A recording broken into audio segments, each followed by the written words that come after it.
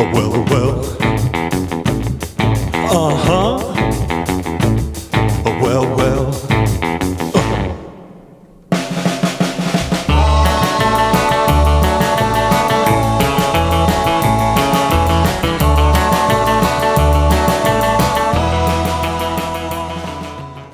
So I like RGB. I mean, really, who doesn't? Other than Noctua, whoever that fan is. So when it came time for me to replace my mouse pad, there was really one option. It was RGB. After looking at a variety of different styles, I picked up the LUXCOMS RGB soft gaming mouse pad, and these are my thoughts on this product. The size of this mouse pad is 31.5 by 11.8 inches, and initially, I thought this might not be wide enough for the amount of real estate that I'm used to. But using it for, a week or two, this isn't the case. I rarely find myself running off the edges while gaming, and I'm one of those guys that plays with really low DPI. And I also turn my mouse sensitivity down in game, so I'm all over.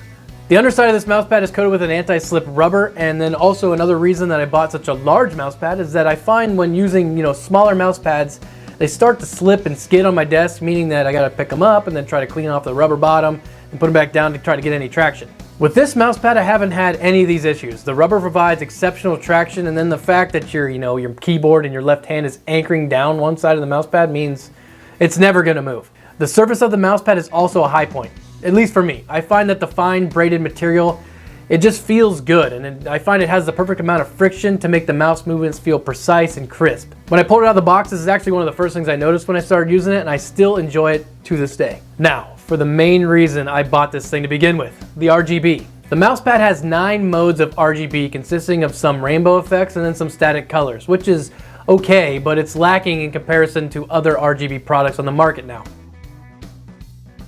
However, the implementation of this RGB is top notch. I mean, they managed to ram the RGB lighting into like a nice clean fiber that runs the perimeter of the mouse pad, and it lights up evenly. There's no dark or bright spots, and you can see it even in a well-lit room. The best part though is that the RGB hasn't made this mouse pad like absurdly thick or feel stiff. It behaves like any normal mouse pad, but everything is not perfect.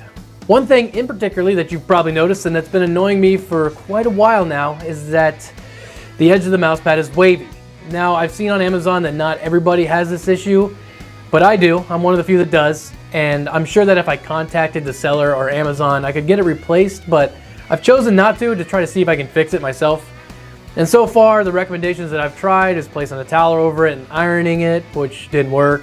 And then also placing heavy items on it, which kind of works. So currently, like every night, I'm setting a laptop on top of the mouse pad to try to, flatten it out. And it has been, it has gotten better from what it was, but still wavy. Also, although the edge lighting looks good, I did notice that when using the mouse pad with a short sleeve shirt, the stitching that holds the RGB fiber to the mouse pad does kind of rub uncomfortably on your arm, and even leaves like a nice chafed mark on it after a while. And currently it's winter, so I've been just playing with a lot of long sleeve shirts, so I'm not running into the issue now, but it'll be interesting to see how something like this can affect gaming performance or just using it in long term when I start wearing like shorter sleeve stuff in the summer.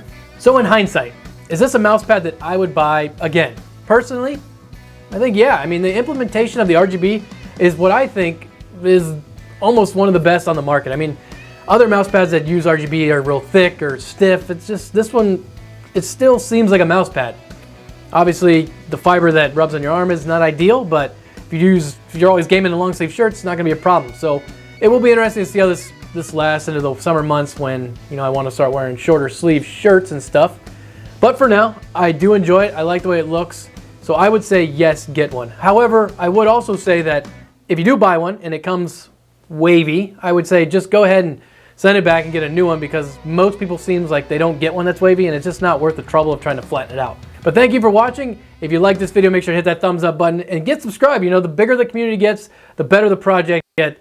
And I'm always looking for something else to show you guys. So thank you again for watching. Get subscribed. We'll see you in the next one.